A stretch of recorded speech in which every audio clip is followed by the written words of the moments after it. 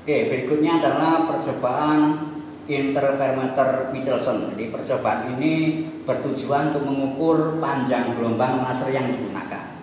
Bisa juga digunakan untuk mendeteksi atau mengukur pergeseran cermin.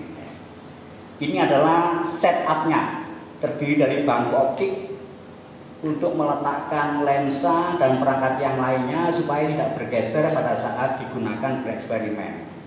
Kemudian ada laser helium neon,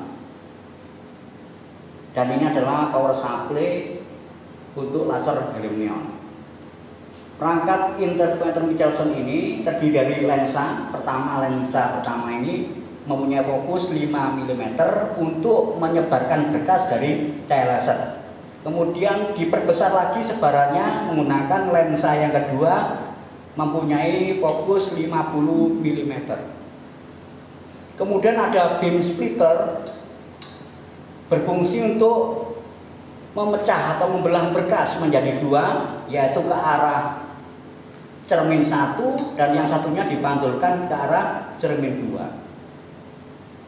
Cermin dua ini diletakkan pada mikrometer translation. Ini nanti bisa digerakkan untuk menggeser posisi cermin dua.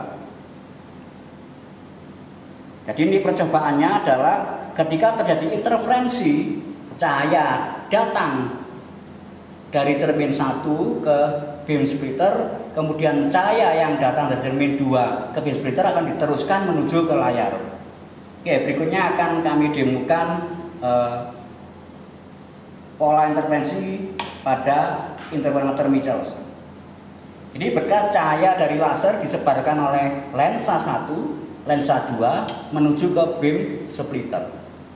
Berkas cahaya diteruskan ke cermin 1, kemudian dipantulkan ke cermin 2. Cermin 1 dan cermin 2 ini saling tegak lurus. Cermin 1 dan cermin 2 saling tegak lurus. Nah, berkas cahaya pantulan dari cermin 1 dan cermin 2 menuju ke beam splitter akan diteruskan ke layar. Itu adalah pola yang dihasilkan dari interferometer Michelson berupa lingkaran-lingkarannya. Nah, eksperimennya adalah menggeser cermin 2 menggunakan mikrometer. Nah, ketika cermin 2 digeser, maka pola fringinya akan berubah tanpa ada pertumbuhan fringi yang muncul pada tengah-tengah bidang ini, bidang fringi akan muncul. Eksperimennya adalah menghitung pertumbuhan fringi pada tengah ini ketika cermin bergeser. Nah, cermin digeser setiap 10 mikrometer. Maka eksperimennya menghitung jumlah pertumbuhan ini. Jumlah pertumbuhan ini dilambangkan dengan delta Z, pergeseran cermin dilambangkan dengan delta D.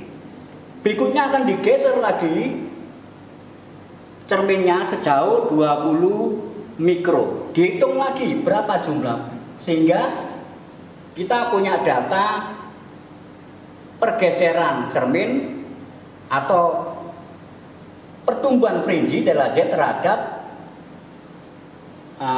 pergeseran cermin sebagai variabel bebas, delta Z-nya sebagai variabel terikat.